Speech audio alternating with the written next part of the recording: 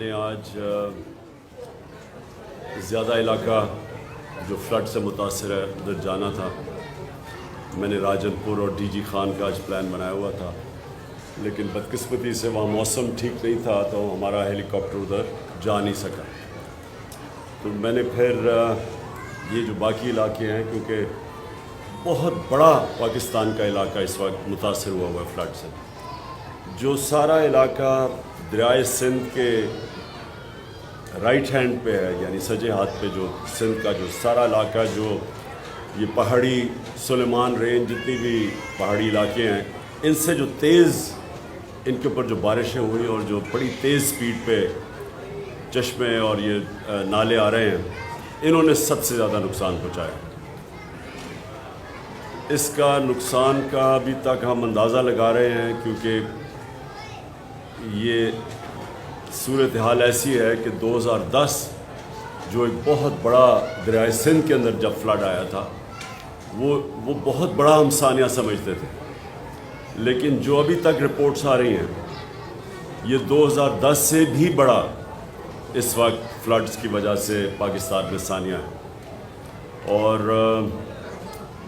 پھر سے میں کہہ رہا ہوں, یہ سارا علاقہ جو دریائے انڈس کے رائٹ سائڈ پہ ہے, یہ جو پہاڑیوں پہ بارش ہوئی ہے افغانستان میں بھی, اور جو ہمارے سائڈ پہ ان پہاڑیوں پہ جو بارش ہوئی ہے اس سے سارا نقصان ہوا ہے. اس کا جو لانگ ٹرم حل ہے وہ ڈیمز ہیں.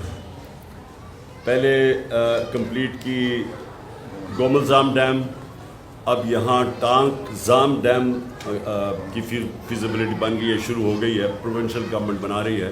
اسی طرح پنجاب نے بہت بڑی ڈیم ایک آگے جا کے ڈی جی خان میں, یہی جو پانی نے تباہی مچائی ہے, اس کو ایک بڑی ڈیم بنانے کا پلان تھا ان کا, اور وہ جب سے ہماری حکومت گئی وہ بیچ میں رہ گئی ہے.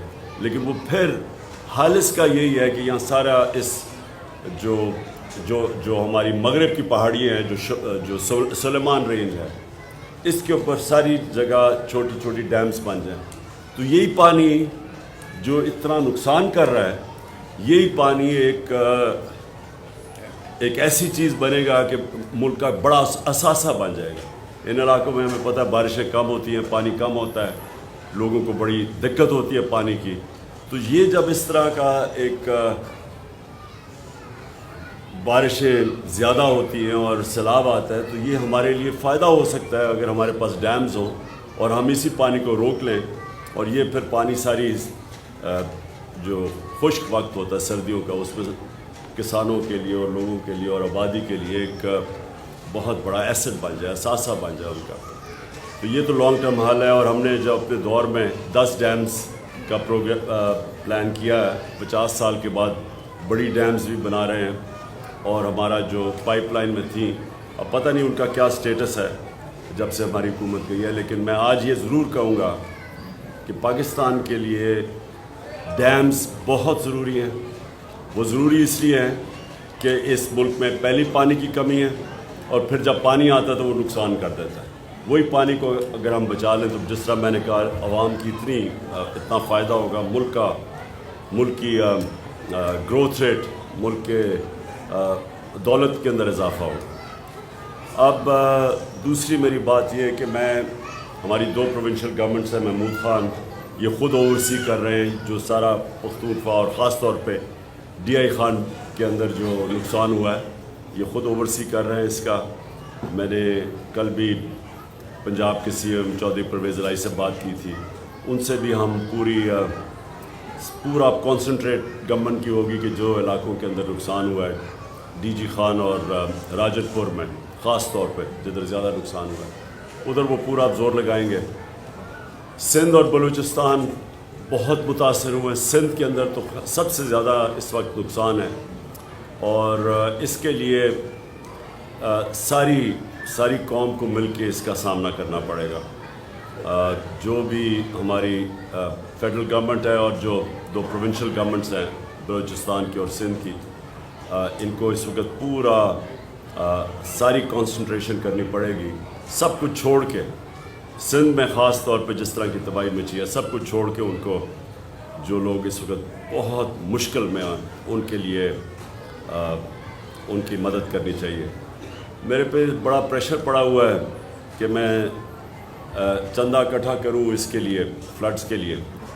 میں ابھی تک یہ بہت بڑی ذمہ داری، جب لوگوں سے آپ پیسہ اکٹھا کرتے ہیں بہت بڑی ذمہ داری، تو میں جب تک مجھے پورا نہ پتہ چلے کہ میں اس پیسے کو کدھر لگا سکتا ہوں جس سے لوگوں کو فرق پڑے، میں پیسہ اکٹھا کرنے سے گریز کرتا ہوں.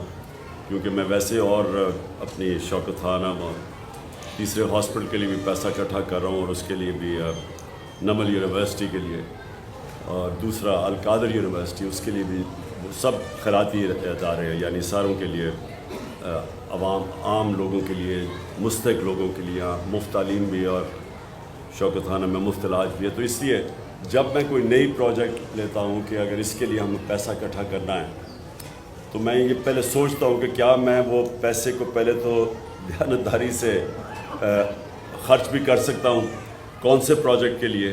تو میں اس لیے ابھی تک کوئی، مجھے پریشر کے باوجود میں کوئی ابھی تک فنڈ ریزنگ نہیں کر رہا جب تک مجھے پوری طرح اندازہ نہ ہو جائے کہ کتنا بڑا ڈیمیج ہے، کتنا پیسہ میں اکٹھا کر سکتا ہوں. کیونکہ جتنے پیسے کی ضرورت ہے وہ صرف گورنمنٹ سے اس وقت اتنا پیسہ خرچ کر سکتی ہے، اور گورنمنٹ کو کرنا چاہیے.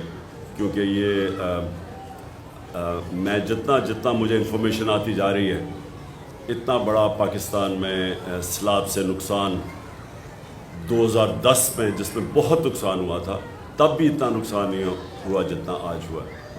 تو میں جائزے لے رہا ہوں. میں آج بھی اور بھی جگہ پہ ٹور کر رہا ہوں اور چیک کر رہا ہوں کہ ہم مل کے بحیثیت قوم، ہم مل کے کیسے ہم اب وہ لوگ جو بڑی مشکل میں ہیں، ہم ان کی کیسے مدد کر سکیں. ملک کی بہتری صرف ایک چیز میں ہے کہ یہاں ایک مضبوط اور ایک سٹیبل گورنمنٹ آئے تاکہ اس ملک میں سیاسی طور پہ استحکام ہو. جب تک سیاسی استحکام نہیں ہوگا، معاشی استحکام نہیں ہو سکتا. اور ہماری معیشت اس وقت اتنی مشکل حالات میں ہے، جب سے سازش کے تحت ہماری حکومت کو ہٹایا گیا اور یہ امپورٹنٹ حکومت آئی ہے، تو ہر چیز، مہنگائی آسمانوں پہ چلی گئی ہے. جو عام آدمی کے کھانے پینے اور استعمال کرنے کی چیزیں، جس کو کنزیومر پرائس انڈیکس کہتے ہیں، اس کے نے سارے ریکارڈ توڑ دیے ہیں. اس وقت مہنگائی کی 42% پہ پہنچ گئی ہے. جب ہم تھے تو 16% پہ تھی. تو جو عام آدمی کی زندگی ہے وہ مشکل ہوتی جا رہی ہے، اور جو معیشت ہے وہ نیچے جا رہی ہے. سو اس کا صرف ایک ہی حل ہے، صاف اور شفاف الیکشن. تو یہ ساتھ ساتھ میں آپ کو واضح کر دوں کہ ہم نے میں اپنی پوری کوشش کروں گا، اپنی ساری دونوں گورنمنٹس کو بھی موبلائز کروں گا.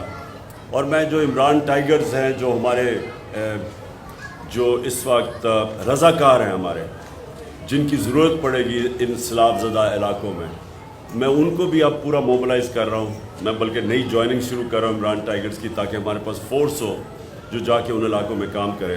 تو میں اس سیلاب کے لیے بھی اب پورا کام کروں گا، اور ساتھ ساتھ میری جو حقیقی آزادی کی تحریک ہے اس ملک کو آزاد کرنے کی، اس کی بھی پوری کوشش اس میں بھی کروں گا. دیکھیے، گرفتاری تو مجرموں کی ہوتی ہے، اور ایک مجرم مفرور ہو کے باہر بیٹھا ہوا ہے، اور دوسرے 60% کیبنٹ اس وقت بیل کے اوپر ہے کرپشن کے کیسز پہ.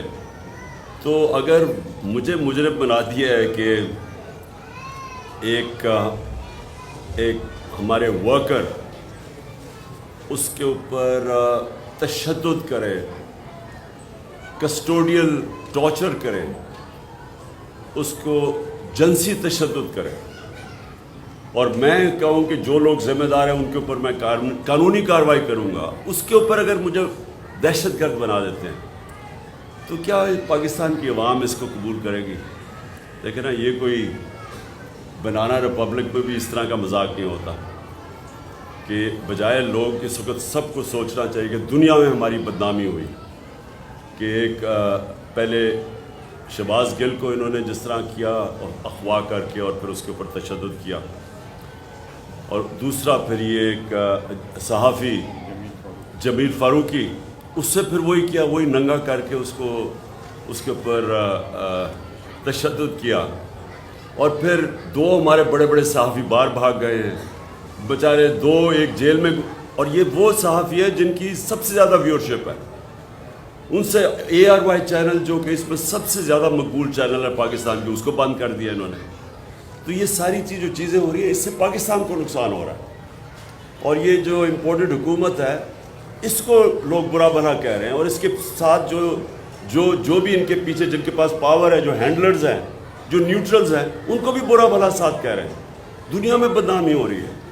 تو اس میں ہمارا تو اللہ کا کرم ہے کہ ہماری تحریک انصاف کا تو فائدہ ہی ہو رہا ہے. ہمارے پاس تو اتنے پبلک آ رہی ہے، الیکشنز بائی الیکشنز ہم جیت رہے ہیں، پبلک ہمارے ساتھ ہے. نقصان تو پاکستان کو ہو رہا ہے، اور پاکستان صرف نکلے گا صاف اور شفاف الیکشن.